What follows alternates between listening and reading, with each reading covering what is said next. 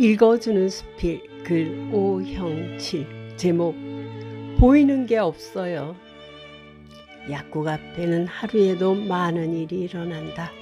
그저께 국민은행 앞에서 좌회전하던 차가 BMW를 들이받았다. 둘 다 여자 운전자였다. 가해자는 중형차 운전자였다. 외제차 앞문 뒷문을 모두 교체할 정도였다. 당황한 여자는 안경원 앞에서 목 놓아 울었다. 몇백만 원을 물어줘야 한다는 생각이 앞섰을는지도 모른다. 그 밖에 여기는 자질구레한 접촉 사고는 비일비재하게 일어난다. 며칠 전이다. 옆가게 S가 나를 불렀다. 저거 좀 보세요. 약국 앞 핸드폰 가게 코너에 젊은이와 백발 노인이 싸우고 그 옆에 노란 학원차, 그 앞에 배달 오토바이가 있었다. 서로 언성을 높여가며 싸우고 있다. 저 사람들 왜 저래요? 요새 젊은 놈들은 애미애비도 없는가 봐요. 이렇게 말하면서 몹시 못마땅하게 생각했다. 사건 발단은 다음과 같다. 약국 앞 왕릉길은 일방통행이다.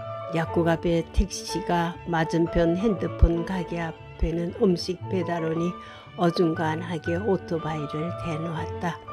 학원차가 두 장애물 때문에 왕릉길을 쉽게 들어갈 수가 없었다. 오토바이 좀 빼! 그 말을 들은 청년이 노인에게 다짜고짜로 10원짜리 욕을 퍼부었다. 순간 화가 난 노인은 차에서 내려 젊은이 머리를 향해 주먹을 날렸다. 노인 잘못이다. 헬멧에 달린 플라스틱이 떨어지면서 얼굴에 상처를 냈다. 아무리 정당해도 폭력은 안 된다. 메이저리그를 보면 감독과 심판 사이에 판정 시비가 붙는다. 희한한 광경을 본다. 두 사람은 서로 뒷짐을 지고 싸운다. 주먹이 복보다 앞서면 안 된다는 사실을 알기 때문에 불룩 나온 배로 싸운다. 길 가던 사람들이 힐끗힐끗 바라보았다. 분명히 젊은이가 오토바이를 잘못했고 또 노인에게 상욕을 퍼본 사실을 용납할 수 없다. 동방예의지국이라는 한국 정서와 맞지 않다. 잠시 후 거리는 조용해졌다. 사건은 이렇게 조용히 마무리되는가 했다. 다음날 문제가 생겼다. 오후에 할머니 한 분이 왔다. 어제 문제를 일으켰던 장본인이 자기 남편이라고 하면서 사건 경위를 물었다. 젊은이가 남편을 고발했어요.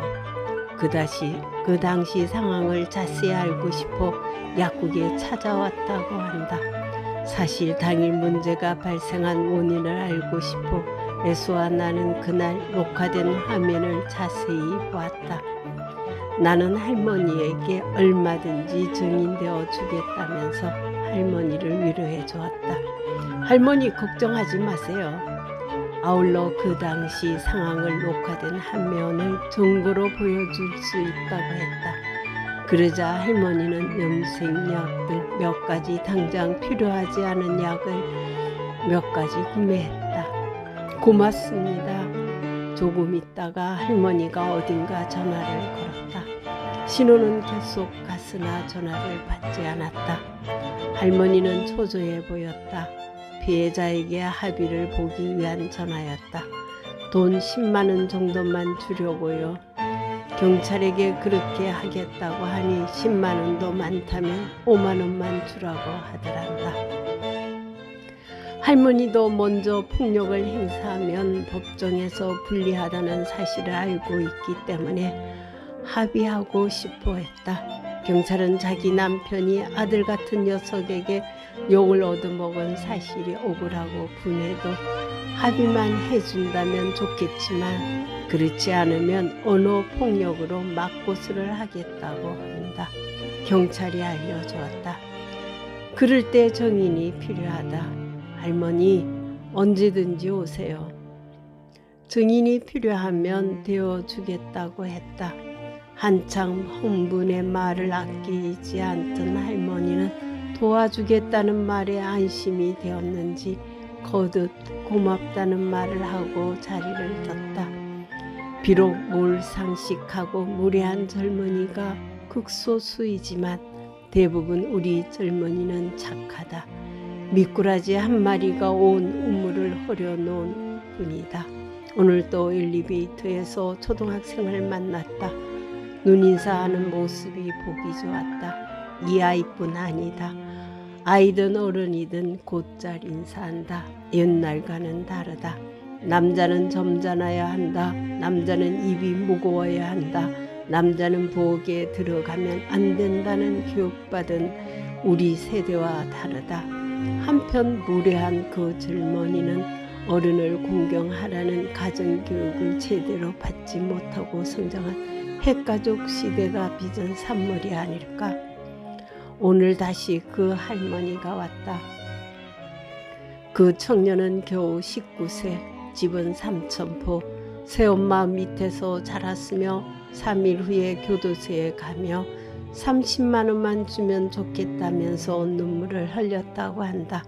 할머니는 30만 원에 10만 원을 더 얹어 40만 원을 주면서 고인 눈물을 닦았다.